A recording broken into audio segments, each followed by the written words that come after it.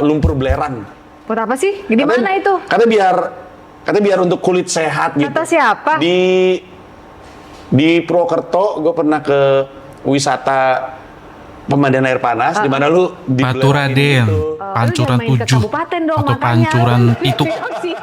Kesini mainnya tuh harus ke daerah istimewa. Ini banyak yang nggak tahu, tapi gue nggak mau. I don't wanna oversell it. Purwokerto might just be The next my best holiday destination. Really? Imagine Yogyakarta, but not as loud Yes. and as crazy as Yogyakarta. Kemarin gue baru dari Purwokerto kan, gue bawa si bule-bule ini ke Purwokerto. Purwokerto ke Yogyakarta, terus ke Malioboro. Malioboro, ya ampun, penuhnya bukan main. Bayangin Purwokerto. Slogannya Purwokerto tahu nggak apa? Purwokerto tidak istimewa tapi nyaman. Kalau Yogyakarta Kayaknya gue baru pernah denger. Jogja istimewa. Kalau Purwokerto tidak istimewa tapi nyaman dan bener. Kalau ada satu kata yang lu tempelin pada Purwokerto, gue takut Purwokerto rame nih gara-gara ini, tapi kalau ada satu kata yang lu tempelin ke Purwokerto itu nyaman, bener-bener. Oh pasti. Semua kata-kata Purwokerto supaya orang tak pindah ke Purwokerto untuk hilang healing itu. Gue sama. Setuju Bali sama udah kita. rame banget sekarang. Bener. Try it. Jangan bikin rame Just Purwokerto one lagi. time ke Purwokerto. Tapi lu juga ke Jogja jangan ke Malioboro dong, ke Bantul kayak kemana. Memang. Oke guys, makin viral nih. Udah sekian kalinya Purwokerto disebut di beberapa podcast. Ini makin viral aja nih. Tapi emang gak bisa dipungkiri. Apalagi waktu debat capres, salah satu paslon menyebutkan 40 kota untuk memajukan 40 kota selevel Jakarta, diantaranya disebut Purwokerto. Perlu diralat ya, ini baru pernah saya dengar. Kota Purwokerto tidak istimewa tapi nyaman. Setahu saya itu julukan Purwokerto itu Satria, sejahtera, adil, T-nya tertib, R rapi, indah, dan aman. Satria. Setahu saya itu.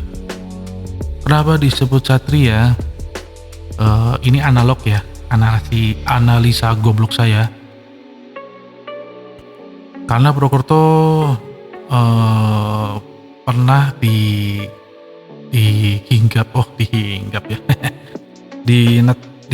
ditinggal pahlawan-pahlawan nasional, Gatot Subroto, Jenderal Sudirman, Ahmad Yani. Makanya di Purwokerto jalan-jalan itu hampir mirip di Jakarta, ada Gatot Subroto, ada Ahmad Yani. Emang umum, tapi kebanyakan Purwokerto hampir sama lah yang di Jakarta lah. Jenderal Sudirman, Gatot Subroto, Maijen Suprapto, apalagi ya. Terus kebanggaan satu lagi, R. Wiraatmaja, itu salah satu pendiri Bank Rakyat Indonesia. Terus apalagi ya, pokoknya jiwa satria, jiwa pahlawan namanya, makanya dijuluki Purwokerto Satria. Ini gara-gara Panji ini makin lama makin ngehits nih Purwokerto, antara bangga dan ngelus dada ya, karena Purwokerto jujur aja makin sini makin pesat, makin maju, tapi makin macet guys. Ya mau gimana lagi, nggak bisa dihindari. Kalau ada suatu perubahan pasti ada konsekuensinya, pasti ada. Apalagi ya, saya perlu nambahin si Panji ini. Yang jelas saya kurang setuju atau saya kudet ya. Setahu saya slogan tidak istimewa tapi nyaman kayaknya baru pernah denger deh. Purwokerto tempat kelahiran saya, tempat tumbuh berkembangnya saya. Banyak belajar emang saya sampai sekolah SMA di sini sebelum merantau ke Jakarta ya. Ya pokoknya banyak kisah gitu. Aduh, jadi melo di sini. yang belum dapat tuh ya jodoh kali ya. Aduh, akhirnya curhat. Yang jelas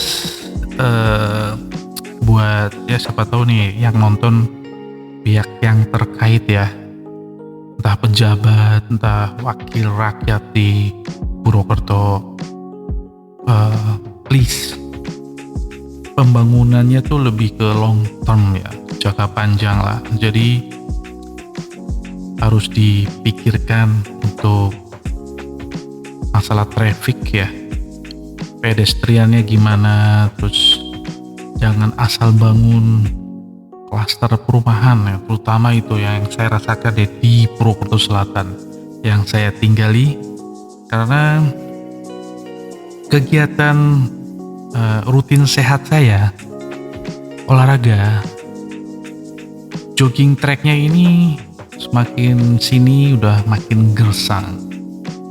Jadi rute jalan jogging saya itu di kawasan Gunung Tugel di Purwokerto Selatan tuh, ada daerah sawah, terus ada menuju arah ke Gunung Tugel. Namanya aneh ya, Gunung Tugel, Gunung Patah. Emang bentuknya perbukitan tapi nggak ada kawah. Mungkin karena itu nggak disebut, makanya disebut Gunung Tugel. Jadi ironisnya adalah persawahan tergeser karena perumahan. Hutan atau pohon-pohon, ya itu yang jogging track saya itu yang kawasan hutan, sebagian dijadikan perkebunan dan sawah. Jadi gak heran ya kalau saat ini makin gerah. Pergeseran embun tuh udah hilang, gak dingin lagi. Jujur aja nih, yang saya rasakan perubahan yang sangat dahsyat ya.